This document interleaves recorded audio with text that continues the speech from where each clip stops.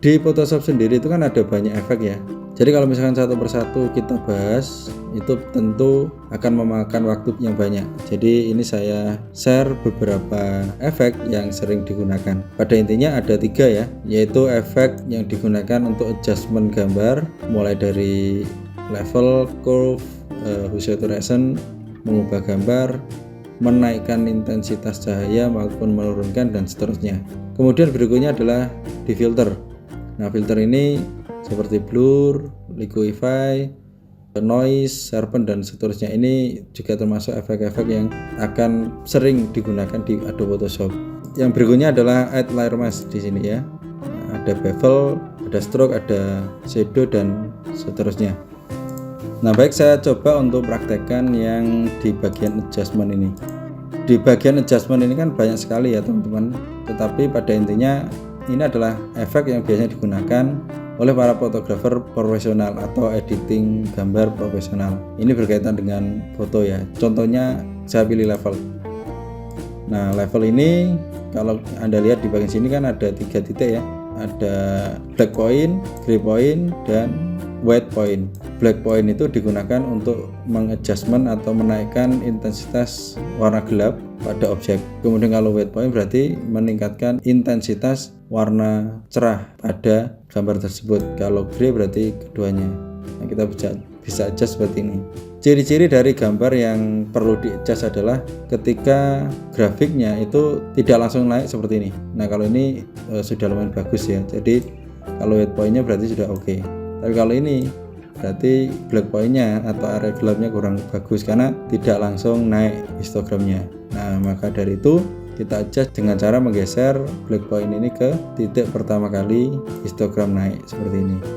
Kita juga bisa memanfaatkan ini ya. Ini meskipun sedikit perubahan, tetapi ketika dicetak itu akan sangat berpengaruh. Coba kita pilih preview. Ini sebelum di adjust, ini sesudah. Jadi gambarnya lebih tajam. Nah, kayak gitu. Itu contohnya ya kalau misalkan menggunakan level. Kemudian ada lagi adjustment hue saturation. Nah, ini juga sering digunakan ya. Nah, misalkan saya contohkan di sini. Ini tadi kan saya sudah mempraktekkan untuk menseleksi ini ya, menduplikasi ini. Nah, contohnya yang sering itu ada image adjustment hue saturation. Nah, hue saturation ini digunakan untuk mengubah saturasi atau warna pada gambar. Sebagai contoh seperti ini ya. Kita pilih atau aktifkan colorize. Nah, ini saturasinya ditambah. Kemudian ini hue-nya tinggal geser mau warna yang mana. Jadi gitu. Mau diubah yang mana. Kalau misalnya terlalu bisa geser aja ini. Nah, gitu. Oke, sudah di oke. Nah, perhatikan di sini, kalau menggunakan adjustment di sini melalui menu, itu artinya kita mengubah warna langsung pada layer tersebut. Artinya merusak warna, ya. Nah, untuk adjustment yang kita rekomendasikan adalah yang bagian ini, fill new adjustment layer. Jadi kalau misalkan yang di sini tadi kan langsung adjustment di gambar sehingga merusak gambarnya. Tapi kalau ini sifatnya mirip dengan masking, yaitu hanya menutup. Misalkan hue saturation tadi ya, kita klik satu kali, ini properti saya geser, kemudian tanda ini kita aktifkan supaya apa? Yang kena hanya gambar yang ada di bawahnya atau layer yang ada di bawahnya. Karena kalau ini tidak diaktifkan maka semua layer yang di bawah hue saturation itu akan berubah warnanya. Jadi ini diaktifkan, colorize diaktifkan, ini digeser. Ini juga sama, kita pilih sesuai dengan keinginan. Nah, kenapa harus menggunakan fill new adjustment? Karena sifatnya seperti masking. Sebagai contoh seperti ini. Ini saya zoom. Misalkan untuk warna ini tetap saya gunakan warna yang aslinya, maka kita bisa menggunakan brush. Kemudian ini dikecilkan ya. Klik kanan dikecilkan. Lalu kita pilih yang hard ya, karena ini tegas. Kemudian ini yang 100% opacity-nya. Nah, secara otomatis ini kita mudah untuk mengembalikan. Karena apa? Sebenarnya dia hanya di masking. Kalau misalkan ya kita terlalu geser gini, nah ini kan salah ya. Berarti kita tinggal switch aja, geser gini. Nah, itulah enaknya kalau misalkan kita menggunakan create new fill or new adjustment layer. Jadi seperti itu teman-teman. Efek berikutnya adalah efek di sini. ya. Misalkan saya pengen blur, Gaussian blur. Nah, ini digunakan untuk ngeblur objek. Nah, kebetulan ini kan saya sudah punya gambar di atasnya ya.